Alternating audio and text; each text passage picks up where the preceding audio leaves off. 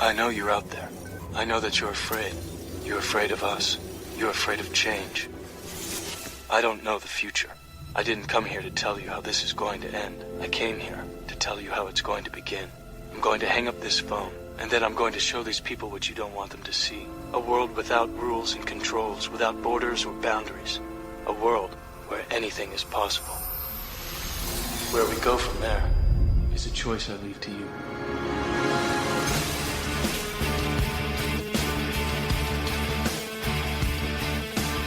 The KrisAnne Hall Show. Any varmint that crosses that lady's path has met its match. Come on! Rise and shine, liberty-loving patriots. Welcome to the KrisAnne Hall Show. KrisAnne Hall here, KrisAnnehall.com. Liberty over security, principle over party, truth over your favorite personality. I am going to take a break this morning from our government media dictated narrative and discuss something infinitely more important than any hysteria that is moving through America at the moment.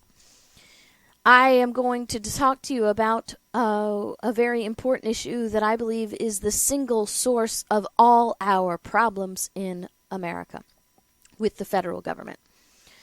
And I do believe that you can whittle down all the problems with the federal government in America to a single source. I am not oversimplifying. I am just simply stating to you how simple our solutions are, and the problems that have created them are ones that were supposed to be avoidable. How interesting is that? Avoidable problems. Our framers did what they did so that we would not have to repeat their mistakes and we would not be in the situation that we're in. Unfortunately, because we have turned our education over to the government and told the government to teach our children, of course they're going to dumb us down and keep us ignorant, because an ignorant people can be ruled. And an ignorant people do not understand what their power really is. Come on now. Look at this from a simple perspective of a beast as large as a draft horse, okay? The power that a draft horse wields, if he were not a dumb beast, would not be ruled over by a man who is a fraction of his size. And that's the illustration that I want us to see today. If we had not been dumbed down by government educating our children, we would not be ruled and reigned by an organization just a fraction of our size. Thomas Paine said that it is an unnatural situation where the satellite rules the planet. And that's what's happening. Washington, D.C. is ruling over the states and is ruling over the people because we do not understand the proper placement of power, and we do not understand the power we are required, we have a duty to wield. And it becomes quite apparent that it is the distractions that surround our daily lives and the education that we receive that keep us spinning around things and making discussions that simply are not profitable to the solution. So I want to talk to you today about the Bill of Rights and the Supreme Court. This is the crux of all our problems. This misapplication of the Bill of Rights, this misunderstanding of the Bill of Rights, and the improper application of the Supreme Court to apply, interpret, exercise, devise, whatever you want to put in there, the meaning of our Bill of Rights. Now, there is this discussion that if you have spent time within the constitutional realm, within constitutional discussions, people are going to ask you about or talk about the incorporation doctrine. Now, the incorporation doctrine is something that is, how do I put this? Something that was construed out of the 14th Amendment. It is a clause in Section 1 that states, "Nor shall any state deprive any person of life, liberty, or property without due process of law, nor deny to any person within its jurisdiction the equal protections of the law." And what we believe is, or what some people will bring forward, is that this clause in the 14th Amendment is what they call the incorporation doctrine, which means that the Bill of Rights 1 through 10 are now to apply as a limitation. Let me restate that with clarity. That are now supposed to apply to the states as a limitation of state power. Now, this argument, I want to suggest to you, is a red herring. Do the Bill of Rights limit the states, or do they not? Do the Bill of Rights only apply as a limit to the federal government, or are they a limit on the states as well? I want to suggest to you this is a red herring, because it prevents us from engaging in the proper argument. The argument that Thomas Jefferson set forth in the Bill of Rights, that we hold these truths to be self-evident, that all men are created equal and endowed by their Creator, not a document created by men, and endowed by their Creator with certain unalienable rights, rights that are yours, endowed by your Creator, that cannot be taken away. Among these rights, life, liberty, and pursuit of happiness. Right? Among these, life, liberty, and the pursuit of happiness. It's not an exhaustive list. There's a whole bunch more. And that to secure these rights, governments, catch that S on the end there.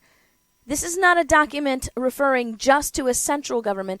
This is a document that is referring to the creation of all governments by men. The governments are instituted among men, deriving their just power from the consent of the governed. Any government created, whether it be the federal government or your homeowners association, has been created by men with the sole purpose of securing your life, your liberty, your pursuit of happiness. Samuel Adams would have said life, liberty, property, and your right to protect them.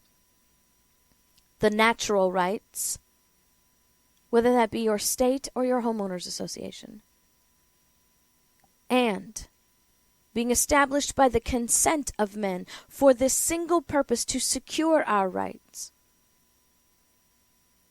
They must be subject to us and limited by our rights.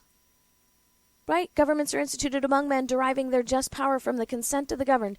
But whenever any form of government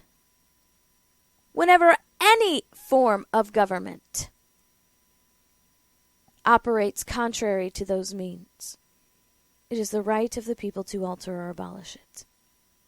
See, the real proper discussion here is not, do the Bill of Rights apply to the states, but that all rights of the people limit all power of government, regardless of what government it is.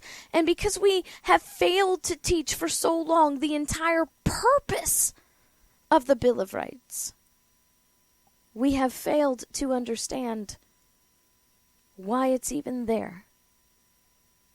And then, instead of going to the drafters of the Bill of Rights to understand why they did what they did, we sit around and read a text we don't understand, written in a time that we no longer live, so we have no proper understanding of its purpose. I am not saying the Bill of Rights is not relevant and is not applicable today because it was not written in our time. No, quite the contrary. We are still living in that time. regardless of what the progressives think, regardless of how the progressives thinks we have actually operated more superior, we've become more superior to our framers, we are still living in that time. We are with such great precision repeating those days. It is even more relevant today, perhaps, than it was back then. So what is its entire purpose? Well, that's what we're going to discover today. I'm going to show you what the men who wrote the document believed the purpose to be. And let me tell you what. I'll just let out the cat out of the bag. The purpose was not to create further limits on federal power. That is not it. As a matter of fact, the preamble to the Bill of Rights, yes, there's a preamble to the Bill of Rights, doesn't even say that it's there to further limit the power of the federal government. No. Something so much more important than that. The purpose is to remind the people what Jefferson said, that our rights are ours by the nature of our creation, and that governments are instituted among men, deriving their just power from the consent of the governed, limited by those rights by the Creator. Our rights do not come to us from a document. Our rights do not come to us from the government. No, our rights existed before government existed. Our rights are ours, and they cannot be taken. They cannot be stolen. They can only be surrendered through trade agreement with the people and their government. The problem is when we trade our rights for government comfort and provision, what we end up doing is trading our liberty. And the less liberty we have, the more power government has over us. That's why the proper narrative is the most powerful narrative and the one that we should be engaging in.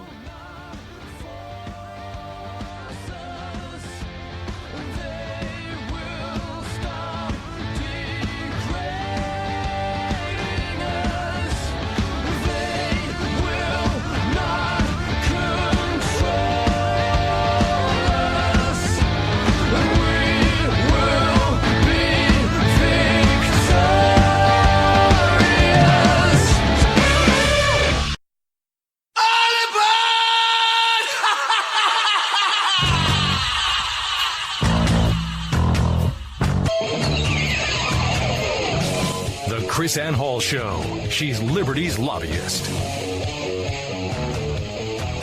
All right, so the preamble to the Bill of Rights says this. Congress of the United States begun and held at the city of New York on Wednesday, the 4th of March, 1789. The convention of a number of the states, having at the time of their adoption of the Constitution, expressed a desire in order to, listen to this, prevent misconstruction or abuse of its power. That's very important. Prevent misconstruction or the abuse of its power. That further declaratory and restrictive clauses should be added. And, as extending the ground of public confidence in the government will best ensure the beneficent ends of its institution. The government cannot be beneficial to the people if they have no confidence that the government will stay within its limited and defined boundaries. And in order to keep the government within its limited and defined boundaries, our framers believed that we had to establish certain explanations to prevent the government from misconstructing their powers in order to abuse our liberties. So guess what? They cannot engage in forced construction of the articles that have delegated them their power to gain and exercise more power. And to prevent that from happening, we have created and incorporated into the Constitution the Bill of Rights. Continuing the preamble. Resolved by the Senate and House of Representatives of the United States of America in Congress assembled, 2/3 of both houses concurring, that the following articles proposed to the legislatures of the several states as amendments to the Constitution of the United States, all or any of which articles, when ratified by 3/4 of said legislatures, to be valid to all intents and purposes as part of the said Constitution, viz. Now, this is a repeat of language in Article 5, so they're citing their authority.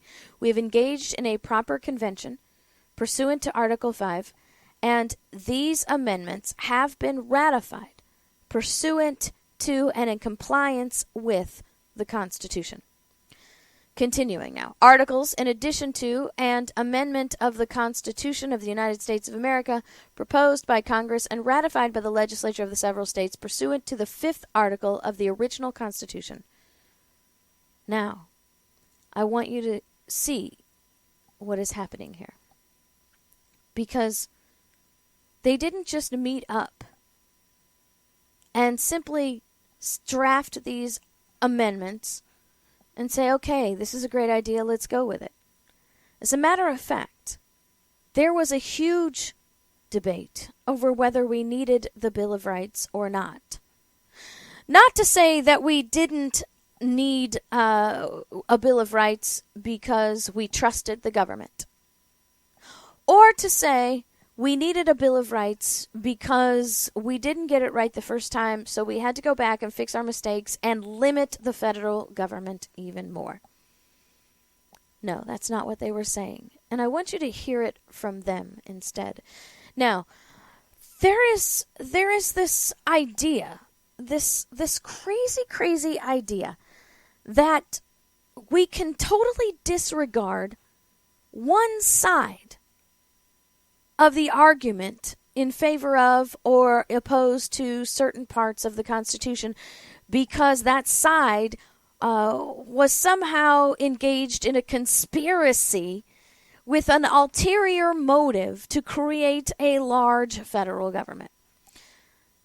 And this idea that we can completely disregard the arguments created in the Federalist Papers because they were big government guys and their only purpose was to create propaganda, to require the states and coerce the states into adopting the Constitution, is just ridiculous.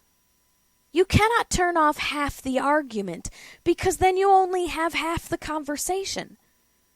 Our debates were just that, debates, and we did not end up with the full Constitution that the Federalists wanted. That's the beauty of all of this. This document was not the culmination of one man or one side's argument. It was the result of both sides. Both sides, by the way, seeking liberty. Both sides wanting government to be ruled and reigned by the people. So we are going to hear from both sides. So don't let them steal your light. Don't let them break your stride. There is light on the other side. You'll see all the raindrops falling. It's a revolution.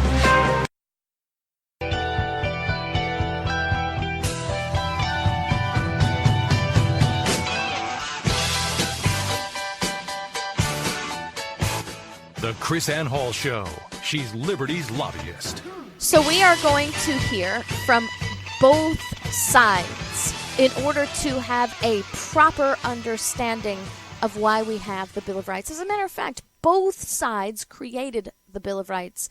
And as a matter of fact, it's the argument of both sides that actually created the two most important clauses in the Constitution and the Bill of Rights. You see, we wouldn't have had those most important clauses if it had not been for both sides.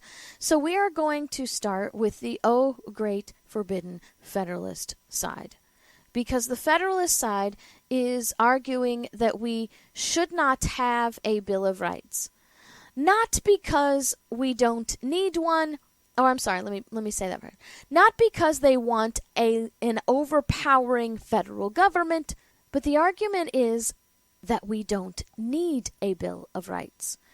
Now, in order to quickly represent both sides of this argument, I have chosen two framers, one from each side, because I have a limited amount of time, and this is your gateway to understanding this, okay? So Federalist Papers 84, Alexander Hamilton gives us this argument as to why we should not have a Bill of Rights. He says, I go further and affirm that bills of rights, in the sense and to the extent in which they are contended for, are not only unnecessary in the proposed Constitution, but would even be dangerous. They would contain various exceptions to powers not granted, and on this very account would afford a colorable pretext to claim more than were granted. Alexander Hamilton is simply repeating what James Madison has already explained in Federalist 45, that the powers delegated to the federal government are few and defined, and those that remain within the states are numerous and indefinite. He says the powers delegated to the federal government are reserved to external objects, foreign affairs. That's what external objects means, foreign affairs. And then Madison names them: war, peace, negotiation, and foreign commerce. He says then every other power is reserved to the states. And that's what Hamilton is saying. He's saying, look, we don't need this Bill of Rights because the federal government is already limited and defined. There is no reason to limit them even more, or to attempt to, because he says this will actually create a trap. He says, for why declare that things shall not be done which there is no power to do? Why, for instance, should it be said that the liberty of the press shall not be restrained, when no power is given by which restrictions may be imposed? He's like, look, why do we have to tell them they cannot infringe or abridge our freedom of press when we have never originally delegated them any power to do with our press? He says, you're making us a mistake. He says it would furnish to men disposed to usurp a plausible pretense for claiming that power. They might urge with the semblance of reason that the Constitution not be charged with the absurdity of providing against the abuse of an authority which was not given, and that the provision against restraining the liberty of press afforded a clear implication that a power to prescribe proper regulations concerning it was intended to be vested in the national government. And there you have the very argument of Dick Durbin. But here's the bottom line. The Media Shield law, which I am prepared to support, and I know Senator Graham supports, still leaves an unanswered question, which I've raised many times. What is a journalist today in 2013? We know it's someone who works for Fox or AP, but does it include a blogger?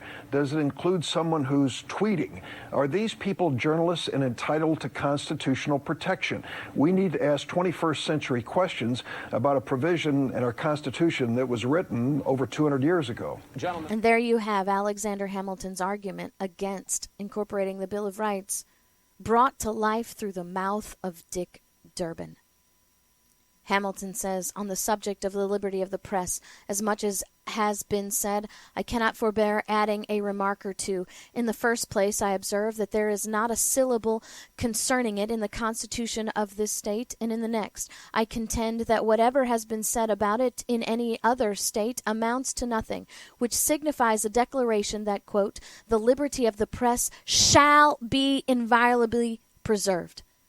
What is the liberty of press? Who can give it any definition which would not leave the utmost latitude for evasion?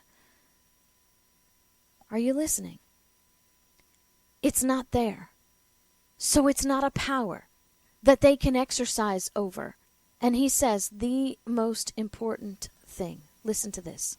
There remains but one other view of the matter to conclude this point.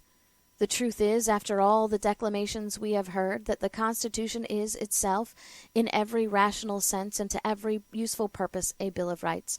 The several Bill of Rights in Great Britain form its Constitution, and conversely, Constitution of each state is its Bill of Rights. Hamilton is simply saying we don't have to write down these Bill of Rights in a limited form because we already have these Bill of Rights in the most expansive form we could ever ask. Those 5 documents that I teach that are the history of our Constitution, that created our Constitution, those 5 liberty charters is what he's talking about here. The Bills of Rights in Great Britain form its Constitution. He's saying our rights are already written down. We've been writing them down for 700 years. And if you write them down again, the list will be shorter. And the government will be able to say, hey, that's not on the list. So since that's not on this list, you must have meant for us to be able to regulate it. Or they'll be able to say, hey, that's on the list. That press thing is on the list. But what is press? Because you see, if we are not to abridge it, then we certainly need to know what that means. So what is press? And by defining it, Hamilton says, you will give the very power to the government to elude it. They'll say, this is obviously press. 200 years ago they had this stuff, so this must be press. However, 200 years ago they didn't have the internet, so the internet can't possibly be press. And since the internet is not press, it must be okay for the federal government to regulate it. You see, we didn't need a Bill of Rights to further limit the government because its powers are already specifically enumerated, and they cannot exercise anything beyond that specific enumeration. We didn't need to write down our rights because they had already been written down for over 700 years. So tell me, why then do we need the Bill of Rights? Well, we're going to hear from an anti-federalist now, letters from a federal farmer to the Republican number 6. And I believe this to be Richard Henry Lee, as many people do, but that's neither here nor there. This is the anti-federalist's explanation as to why we must have a Bill of Rights. He says, it is fortunate for the body of the people that if they can continue attentive to their liberties long enough to erect for them a temple and constitutional barriers for their permanent security, when they are well fixed between the powers of the rulers and the rights of the people, these Bill of Rights become visible boundaries, constantly seen by all, and any transgression of them is immediately discovered. He's going to say in previous in this argument, is that the amendments, meaning the original articles recommended, will tend to guard and direct the administration. But there will be a danger that the people, after the system shall be adopted, will become inattentive to these amendments. He's like, look, we have already enumerated these powers, and these are the limits to the federal government. But we know history, and we know that people become pacified in prosperity, they become lazy in luxury, they become complacent and compliant in their comfort, and we need to make a physical reminder to the people of what their rights are, so that when the government starts to transgress, as they always do, when we start falling asleep, this will be an alarm, a sentinel for the people, and wake them up. He says, we have to renew in the minds of people their true Republican jealousy and vigilance, which is the strongest guard against the abuses of power. But he says the vigilance of the people is not sufficiently constant to be depended upon. As a matter of fact, he will say that we have to have these visible barriers constantly seen by all, and any transgression of them is immediately discovered. They serve as sentinels for the people at all times, and especially in those unavoidable intervals of inattention. They knew that we would become comfortable in prosperity. They hoped that America would be a beacon of prosperity that would have never been seen around the world, even more prosperous than the Roman Empire. And they knew that once that prosperity set in, that we would want government to do more and more for us. And when government does more for us, we have less liberty because they have more power. And the reason that we have the Bill of Rights, very clearly by its preamble, was to make sure that it was clear that there are certain things that cannot be usurped and transgressed in order to prevent misconstruction. Hey, you cannot take the Commerce Clause, the General Welfare Clause, the Necessary and Proper Clause, and the Tax and Spending Clauses to misconstruct them to take our rights away from us. And because we cannot trust you to not misconstruct them and try to fool the people while we are forgetting what our rights are, we are going to write down our rights so that they will be right here on our forehead, so we will never ever forget that freedom of religion, freedom of speech, freedom of press, freedom to peaceably assemble, and the right to petition the government for a redress of our grievances are our rights that are inalienable. That a well-regulated militia, being necessary for the security of the free state, our right to keep and bear arms is ours, and it shall not be infringed. Did we need our framers to write these down for these rights to belong to us? To be secure in our persons, houses, papers, and effects against unreasonable searches and seizures? Did they have to write them down? Let's look at that in the contrary. If they had not written these down, would these not be our rights still? See, that's the whole point. This argument about whether the Bill of Rights applies to the states or not is the wrong argument.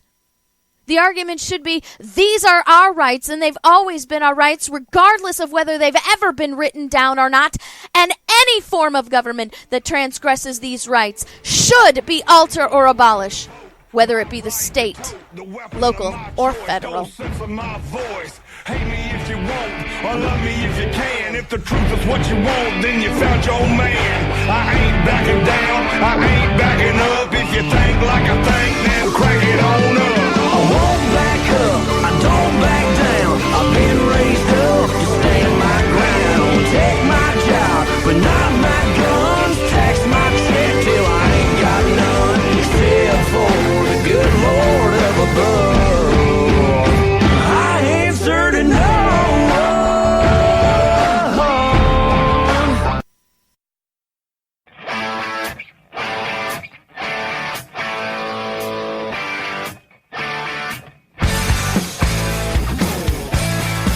The KrisAnne Hall Show.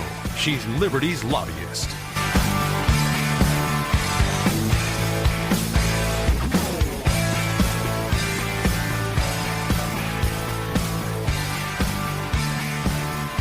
This is so very, very important to really, really, really grasp a hold of. These are our rights, not because they're written down, but because they were given to us because we live. The moment that spark of life is in you, these rights are yours. And if they had never written them down, they would still be ours. So the question comes, why? Why did they? I mean, we saw Hamilton's argument. We're seeing it come to fruition right in front of our faces. So why? Why did we decide to have these Bill of Rights? Well, James Madison, before he was ever chosen to be a delegate by the state of Virginia, made a promise to the people of the state of Virginia that we would have these Bill of Rights. These Bill of Rights were not an afterthought. These Bill of Rights were a condition upon ratification of the Constitution. We ratify the Constitution, we will have these Bill of Rights. And so how does Madison, who has made this promise, reconcile these two arguments? He's got to come to the solution to Hamilton's argument against the Bill of Rights and the federal farmers' argument in favor of them. And how does he do that? Madison says, repeating Hamilton's argument, that this is the best argument he has ever heard against the incorporation of the Bill of Rights, but he believes that there is a remedy to that. And he tells them to turn to the last clause of the fourth resolution for that remedy. This clause, if incorporated into the Bill of Rights, James Madison says, will prevent any misconstruing of our rights as listed in the Bill of Rights. They won't be able to claim it's not on the list, and they won't be able to claim that it's on the list so we can regulate it. See? They're not going to be able to do that because of this clause. The most important clause in the entire Bill of Rights and the Constitution itself. What is that clause? It is the Ninth Amendment. The enumeration in the Constitution of certain rights shall not be construed to deny or disparage others retained by the people. Hey, we wrote it down so you can't redefine it. Hey, we wrote it down so you can't say that's not on the list, because even if it's not on the list, it's still retained by the people. And in conjunction with that, hey, we have announced that all the rights in the universe belong to the people. We are going to further clarify so it cannot be misconstructed. In the 10th Amendment, the second most important clause in the entire Constitution and the Bill of Rights, the powers not delegated to the United States by the Constitution or prohibited to it by the states are reserved to the states respectively or to the people. All the rights in the universe belong to the people, and only power is delegated to the government. And those powers have been specifically enumerated, and those that are not specifically enumerated are to be reserved to the states or to the people. Why? Because all governments formed by the consent of the people, and all forms of government should be overturned and abolished when they deny that all rights belong to the people. You see, the 9th and 10th Amendments in contract law are called rules of construction. And the 9th and 10th Amendments, did you notice, they look completely different than the first 8. The first 8 actually express particular rights. 9 and 10 do not, because they have a completely different purpose. They're called the rules of construction. And rules of construction in a contract say that whenever you interpret any part of this contract, you must apply the rules first. When you're trying to exercise any of the enumerated powers, you must remember rule number 1, all the rights belong to the people, and rule number 2, only power is delegated to the government in a limited and defined form, and if it's not specifically enumerated, it is not their power. So the proper argument is, these are our rights, and no matter what government tries to take them, we ought to fight them to the bitter end. It's what happened in Massachusetts when they tried to take the guns and the speech from the people. And it's what ought to happen now. So I'm just simply saying, let's seize back the narrative and start taking back our liberty. God bless. See you tomorrow.